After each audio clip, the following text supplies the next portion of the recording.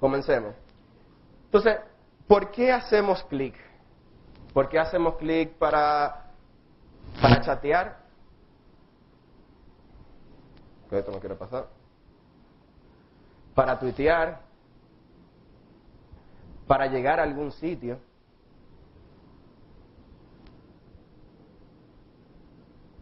Ok, para ganarnos algo. Para encontrar algún lugar. O para comprar. Y si lo piensan, lo que es la acción de hacer clic para todas estas cosas no es más que un impulso. La pregunta está de dónde viene ese impulso, qué es lo que nos hace hacer ese clic. Y yo espero, después que haya terminado la charla, haber contestado esa pregunta. Entonces, ¿qué es lo que ha pasado hasta ahora y dónde nosotros estamos? O sea, ¿cuál es la situación? ¿Qué es lo que ha pasado en los últimos años? ¿Qué es lo que está pasando ahora? ¿Y qué es lo que va a pasar en los próximos 10 años? Para resumir esto voy a utilizar, y si me notan un poquito shady, es la cantidad de medicamentos que me tomé para poder estar parado aquí hoy.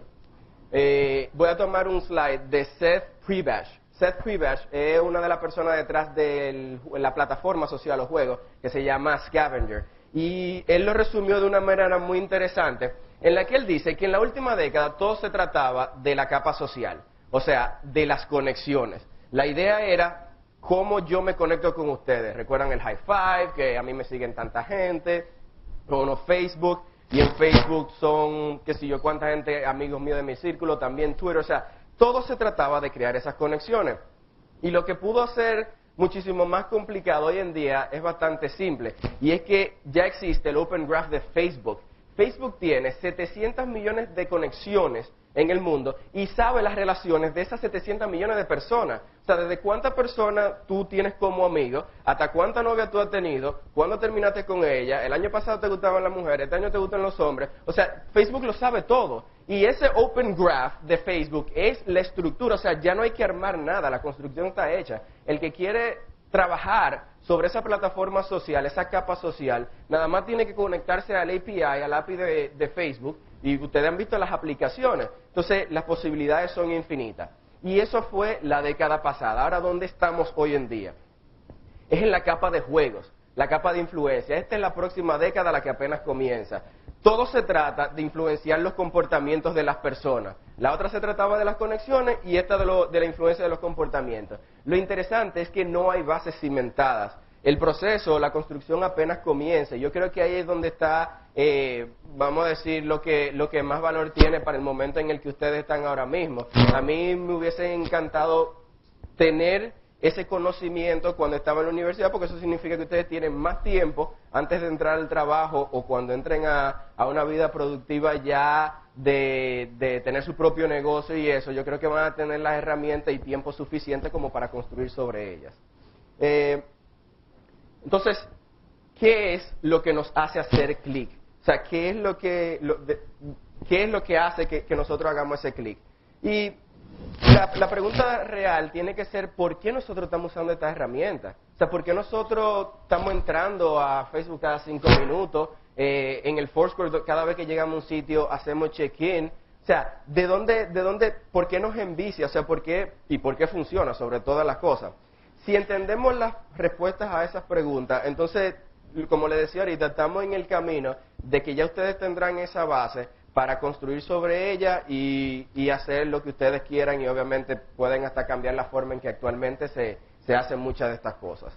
Entonces, pero lo más importante de todo eso, y ahí cierro el círculo hacia el mercadeo, yo creo que si ustedes hacen eso, vamos a poder ser parte de la evolución con la que se está llevando a cabo ahora mismo, de cómo conectamos las marcas y los productos. Y aún más importante, cómo nosotros influenciamos a las personas para que consuman nuestros productos o servicios. Entonces, uno de esos drivers de lo que nos hace hacer clic es la psicología social. Y le voy a poner varios ejemplos de eso. Un ejemplo, Yes We Can, especialmente hincapié en el we, porque es el sentimiento de que solos es poco probable de que logremos algo, pero juntos es mucho más probable de que lleguemos a algo en lo que que podamos lograr juntos. Y todo se trata de empoderar al individuo y de ahí viene el éxito de la campaña en la parte social, en la capa social de Barack Obama. Y otro ejemplo de esto, y que se sale un poquito de eso, pero es un ejemplo muy fiel de la psicología social y cómo afecta a las personas. En el 1960, le cuento esta anécdota, en el 1960 se tomaron a un individuo del Wapipa Tribe, de una tribu nativa americana, norteamericana, y a una persona del sur, de Corea del Sur. Y no se entendía por qué las personas de Corea del Sur tenían una expectativa de vida mucho menor, digamos de 40 y pico de años, casi 50 años, y la de los estadounidenses y los de estas personas eran de 77.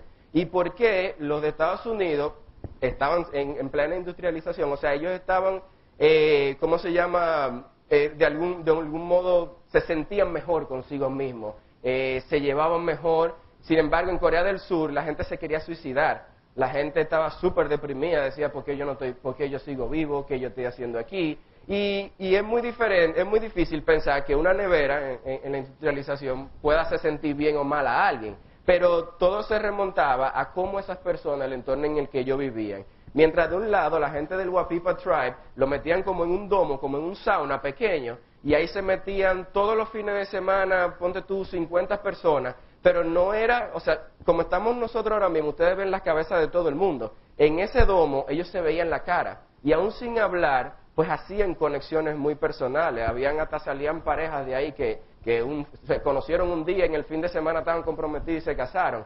Pero lo interesante de ese domo y de estar ahí es que cuando tú pasas por situaciones precarias o sea, tú la pasas mal, tú coges lucha con otra persona, eso te une más a las personas. Las personas terminaban abriéndose y contando sus sentimientos, sus penas, lo que les molestaba, lo que había mal en su vida, mientras que en Corea del Sur la gente estaba yendo a su oficina, en cubículos, con el aire acondicionado a 1000, con paredes grises, y la verdad es que eso explicaba el por qué de un lado del mundo se comportaban de una forma y del otro de otra. Y es que la presión social tiene ese efecto en las personas, por eso la importancia.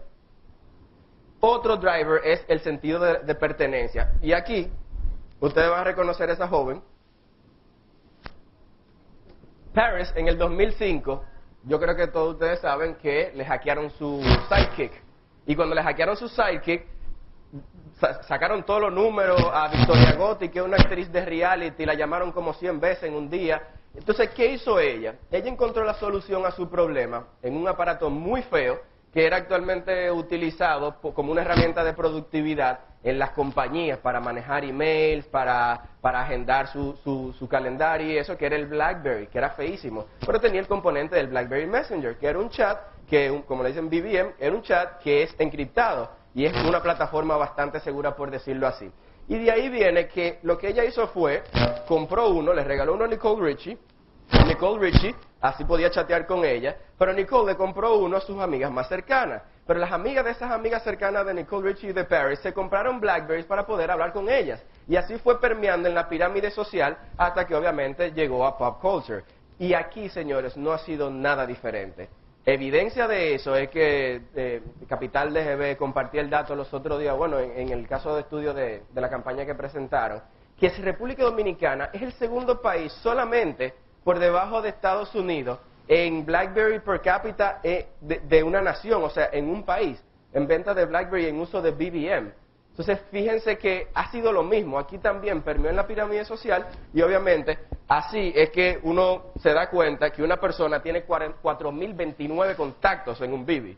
O sea, para mí eso me parece absurdo, pero es un ejemplo perfecto de ese sentido de pertenencia, de que todos queremos ser parte de algo y obviamente esta es una de esas cosas. Y yo creo que ese es un driver muy grande de que nos hace crecer Click. Bueno, nada más tengo que decirles, recuérdense cuando ustedes querían un BB, que no tenían un BB. Yo creo que con eso basta. Entonces, otra cosa que nos hace hacer clic son las dinámicas de juego y el gamification. Y aquí le voy a poner varios ejemplos porque esta es una de las partes más interesantes. Y vamos a ponerlo así. Si las redes son el framework o la base, la zapata, como ustedes le quieran llamar, las dinámicas de juego son como los building blocks, los blocks de 8, de 6, el foam que están poniendo ahora para construir ligero. O sea, así es que se construyen estas experiencias y se hace que las personas hagan clic. Entonces, eso es lo que hace que no solo nos metamos en el sistema, sino que sigamos entrando. Porque esas son cosas diferentes. Una cosa es que nos engatusen para entrar a una aplicación y que la descargamos, que la usamos, pero otra es que sigamos entrando. Entonces, pero vamos esto por parte y con ejemplos para que sea un poquito más fácil. Yo le voy a contar de 4 ejemplos con cuatro dinámicas de juego con sus respectivos ejemplos. Hay muchísimas dinámicas de juego. La primera es la dinámica de cita. En esta dinámica, para tener éxito, uno tiene que volver a una hora específica a realizar una acción y si no, si tú no la haces, te pueden pasar algo malo, como la muerte de tus tomates, por ejemplo. Entonces, el mejor ejemplo, o el ejemplo más viejo de la vida real, es el happy hour. Tú tienes que ir a un sitio y mientras estés ahí, los tragos son 2 por 1 hasta que se acaben. Si tú no vas, no te sale el trago 2 por 1. Eso es muy simple. Otro ejemplo virtual es Farmville. Tú tienes que volver a una hora específica para echarle agua a las matas y darle de comer a los cerdos, porque si no, los cerdos se mueren o las matas se mueren. Entonces, esa es otra. Otra dinámica de juego es la influencia y el estatus. Aquí es la habilidad que un jugador modifique el comportamiento de las acciones de otro a través de la presión social. Yo creo que el mejor ejemplo que puedo ponerle es este. Si yo les pregunto, ¿cuál de esas ustedes quieren? La negra, la Centurion. Pero la pregunta es, ¿por qué? Ustedes saben que para tener la Centurion, ustedes tienen que haber tenido la Platinum primero, consumir $250,000 en un año, luego pagar un sign-up fee de $5,000 más una anualidad de $2,500 y después de tenerla tú tienes que consumir $250,000 durante ese año para que no te la quiten. Entonces, ¿pero por qué la queremos? ¿Por qué la queremos tener en el bolsillo? Bueno, porque cuando tú la sacas es un pesado, es un símbolo de estatus y de poder. Cuando alguien saca esa tarjeta, tú sabes que ese tipo es un peje gordo. Entonces, esa es la influencia y el estatus se evidencian en un ejemplo como ese. Y entre esas hay muchas otras, pero pasando a la dinámica de progresión, esta también es interesante porque esta es una en la que uno tiene que atravesar diferentes pasos de manera gradual para lograr algo. Y un ejemplo de esto es Scavenger.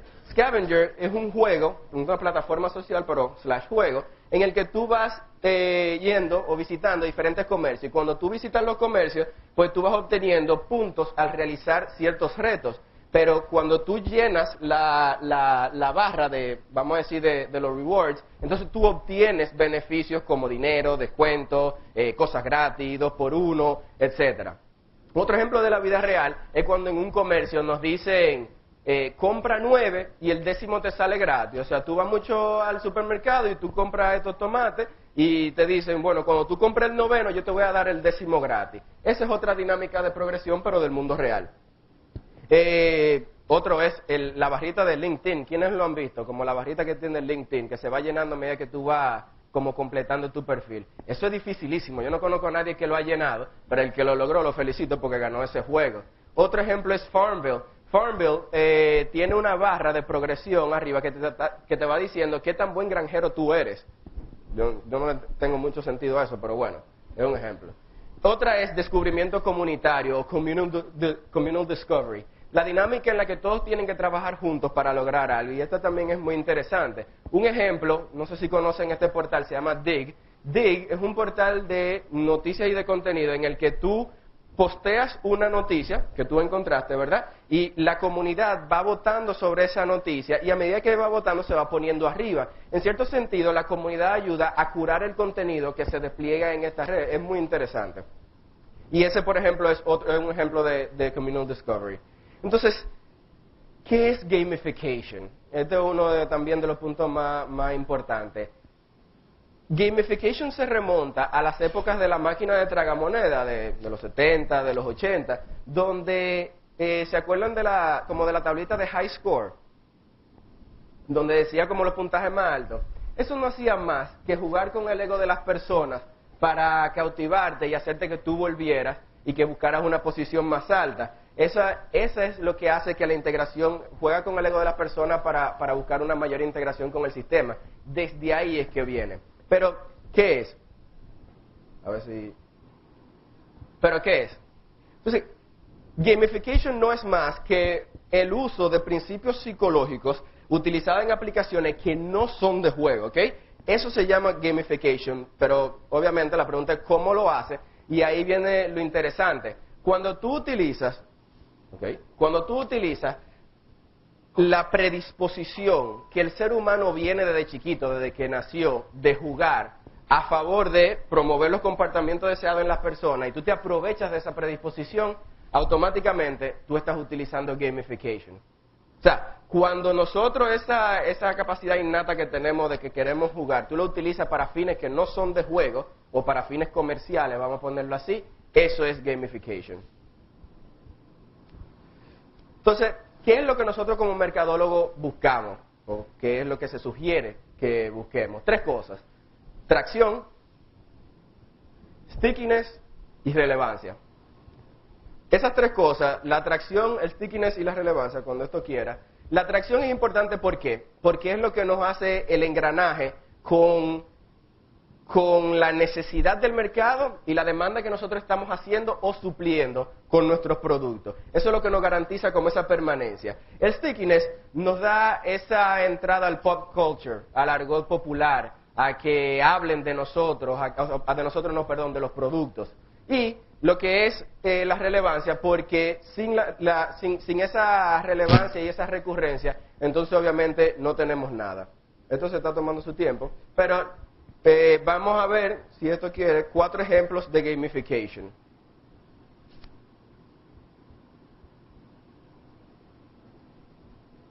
Bueno, es de entender que si a un producto le agregamos factores de gamification, entonces obviamente se obtienen esas 3 cosas.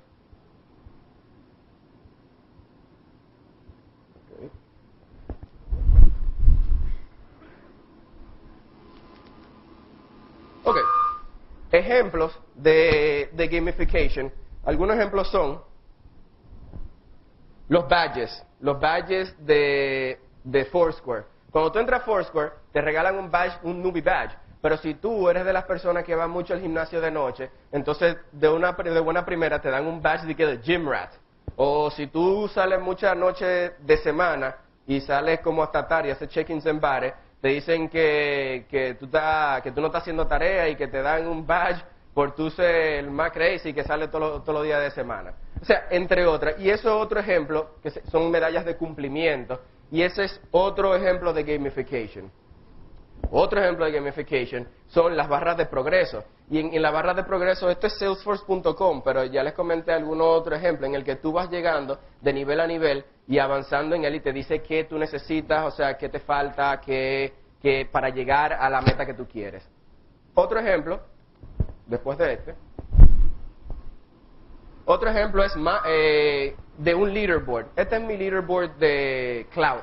Y aquí lo que yo veo, tengo una listica de muy buenos amigos míos en los medios sociales, Sergio, Cari, Paf, Remo, etcétera, etcétera. Y ahí yo lo que me la paso es viendo quién tiene la reputación más alta.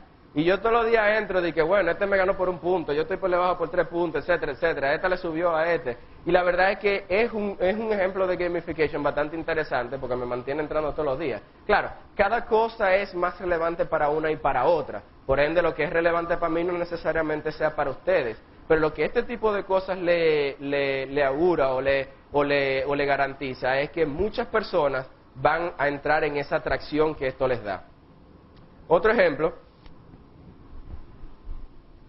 es Mafia Wars, es el dinero virtual o el virtual currency. Mafia Wars, como muchísimos otros juegos, tienen dinero virtual en el que hay payouts de 200, de 300 dólares, de 2.800 dólares por un carro, o por robarte un almacén 1.400, 2.500 dólares, y esos son otros de los motores de gamification que tienen un nivel extraordinario de éxito, y de verdad que tienen, o sea, es sumamente exitoso. Entonces, ahí vimos lo que nos hace hacer clic. Pero para mí una de las partes más importantes es de dónde viene el impulso. Y esta también es una parte muy importante porque si entendemos de dónde nace ese impulso, entonces quizás lo podemos provocar o quizás podemos hacer que las personas lo utilicen. Dice Jonah Lehrer que el cerebro está programado a un nivel muy fundamental a buscar recompensas inesperadas y sorpresivas. Jonah Lehrer es el autor del libro How We Decide, que se los recomiendo, es muy interesante. Y él lo que basa, si entendemos eso y lo vamos a poder ver, por favor, lo vamos a poder ver en todas las aplicaciones en adelante y en muchas de la vida real. Círculos de retroalimentación positiva, positive feedback loops. Okay. Esto es una de las partecitas más importantes de por qué Twitter tiene éxito, por qué Facebook es exitoso. Si nosotros entendemos esto, entonces, y le va a hacer mucho sentido ahora cuando se lo explique. Los círculos de retroalimentación positiva funcionan en lo más básico, yo diría que nacen de lo que le contaba que decía Jonah Lehrer, de que estamos programados para buscar recompensas inesperadas y sorpresivas. Por ejemplo, Twitter promueve lo que son que tú me sigas, que tú sigas al otro y que tú retuitees, porque eso es lo que nos mantiene en el engranaje, en la atracción con esa red social y alimenta nuestro ego. Entonces eso es lo que nos mantiene volviendo. Y eso para mí es una de las partes más importantes de la charla. O sea, si nosotros, esos positive feedback loops, lo que hacen es, se lo explico de otra manera. Cuando tú estás en Twitter, ustedes podrían decir que lo más lógico es que cuando yo tuiteo algo o yo estoy publicando algo, yo lo que quiero es que me siga más gente porque yo quiero tener más followers, o yo quiero tuitear algo para que me retuiteen. Pero la verdad es que no es para conseguir más followers. Lo que nosotros queremos no es conseguir más followers ni que nos retuiteen. Es la sensación de que yo no sé si me van a retuitear o si me van a seguir nuevas personas. Esa es la clave de por qué nosotros nos mantenemos entrando a Twitter, y que es lo mismo con los retweets y con los likes de Facebook. O sea, cuando tú das tu aprobación para algo, tú no estás buscando que alguien más le dé otro like. Tú lo que no sabes es si muchas personas les va a gustar eso tanto como te gustó a ti. Y yo creo que esa es una de la parte principal. Sí. Sí, le puse el ejemplo de if you like it, retweet it, es lo mismo. Eso es lo que buscamos. Dale de nuevo. Y lo de Facebook. ¿Uno más? Y esto es lo que le decía. Lo que de verdad queremos no es ser retuiteado o like, es la anticipación de que nos suceda esas cosas. O sea, la recompensa de esos reconocimientos inesperados e impredecibles. Entonces, manipulando a las personas. Este caso es muy interesante. Es el caso de Zynga y 7-Eleven. La gente compraba un Slurpee y le daban dinero de Farm Bill o Farm Bill Money. No me acuerdo ahora mismo cómo se llama, pero tiene un nombre. Pero, dan uno por favor. La persona podía comprar esos créditos de Farm Bill con el Slurpee, pero los créditos de Farm Bill no te conseguían el Slurpee. Si tú comprabas el Slurpee con dinero de verdad, te daban eso. Entonces, si ustedes se dan cuenta, todo el dinero entraba y nada salía. Tú literalmente estabas pagando por esa moneda virtual, que se lo pongo al revés. Si la promo hubiese sido, porque todo es como tú lo digas, si la promo hubiese sido, compra créditos de Farm Bill y yo te regalo un Slurpee, y compra un Slurpee y yo te regalo créditos de Farm Bill, igual, es lo mismo. Tú estás pagando dinero de verdad por algo de mentira. Lo más seguro los Slurpees lo salieron gratis. Y eso tuvo tanto éxito que lo extendieron como por 6 meses más, creo que fue. Dale, por favor. Entonces, eso es de donde viene el impulso. Pero yo quería darle un ejemplo de la vida real. Porque el uso de estas herramientas de las que le he hablado no se circunscribe a la capa online o al mundo virtual. Y esas cosas como el social proof, dale. Quería ponerle un ejemplo de eso, de cómo eso, en un mundo que no tiene nada que ver con lo virtual, tiene un efecto sumamente importante. Colleen Schott y los infomerciales es un ejemplo de social proof. Colleen Schott tiene que ser una de las escritoras más exitosas en infomerciales. Entre sus logros fue la campaña de infomerciales de Nordic Track, que fue ridículamente exitoso. O sea, esa máquina se vendió como pan caliente. Y, por favor, todos los infomerciales, al igual que los de ella, tenían la mayoría de las cosas clichés. La frase super catchy, incredible free TV offer, un público entusiasmado a niveles muy poco realistas, la barba de Willie Mays. entre otros. Pero, ¿qué hizo Colleen Sott? ¿Qué hizo ella diferente? Fácil, cambió una frase.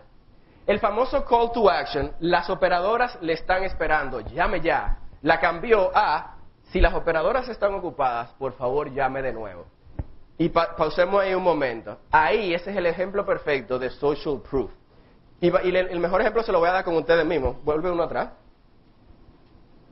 Ok, ahí. Si yo le digo esa frase, las operadoras están esperando, llame ya, ¿qué es la primera imagen que a ustedes le viene a la cabeza? Que están limándose las uñas, que están con un super avioncito, haciendo avioncitos de papel y no sé qué. O sea, imagínense que la operadora están esperando, llame ya. O sea, imagínense eso. Yo no tengo nada que hacer, chismeando con los rolos, etcétera. Ahora, dale uno para adelante. Si yo le digo, las operadoras están ocupadas, por favor llame de nuevo si las operadoras están ocupadas, ¿qué imagen le viene a la cabeza? Que todo el mundo está comprando. Entonces, si todo el mundo está comprando, pues entonces yo tengo que estar haciendo una cosa bien. ¿Y qué sucede? ¿Por qué esto es efectivo? Cuando las personas se encuentran en situaciones de que no saben qué decisión tomar, que tienen alguna dicotomía en si hacer una acción o tomar una decisión u otra, usualmente lo que hacen es mirar a su alrededor, a las personas a su alrededor, para buscar, quizás no aprobación, pero quizás ver el comportamiento de esas personas para en base a eso ellos tomar su decisión. Es el social proof. Y ese social proof, con esa imagen en la cabeza que ustedes acaban de pintar y que tiene todo el mundo, fue lo que provocó que las ventas se cuadruplicaran solo con esa frase que ella cambió. Y para mí eso me parece algo increíble, de verdad. Entonces, resumiendo, es muy importante que recordemos lo que hemos conversado. La última década se trató de crear las conexiones. Esta próxima década se trata de influenciar los comportamientos de las personas, o sea, build o construir arriba de esas cosas. Algunos motores son la psicología social, el sentido de pertenencia, las dinámicas de juego, el gamification y la influencia social. Los círculos de retroalimentación positiva son los que mueven las redes sociales. Ese es el motor, por eso es que estamos enviciados y seguimos entrando. Y la influencia puede hacerse en un mundo, en otro, en ambos. ¿Qué significa eso? Que tú puedes, en el mundo offline o en el mundo online o en una mezcla de ambos, tú puedes llevar a cabo estas influencias. Entonces, algo que quería decirle que, y con algo que también quería dejarle, que las reglas del juego no están escritas. Y para las que sí, tenemos el botón de delete. Todo el mundo tiene un BlackBerry y tiene ese botón en todos los aparatos. Y si con una frase les puedo dejar es que escribamos nuestras propias reglas y vamos a divertirnos mientras lo hacemos. De verdad, no tiene sentido si no lo hacemos. Muchísimas gracias.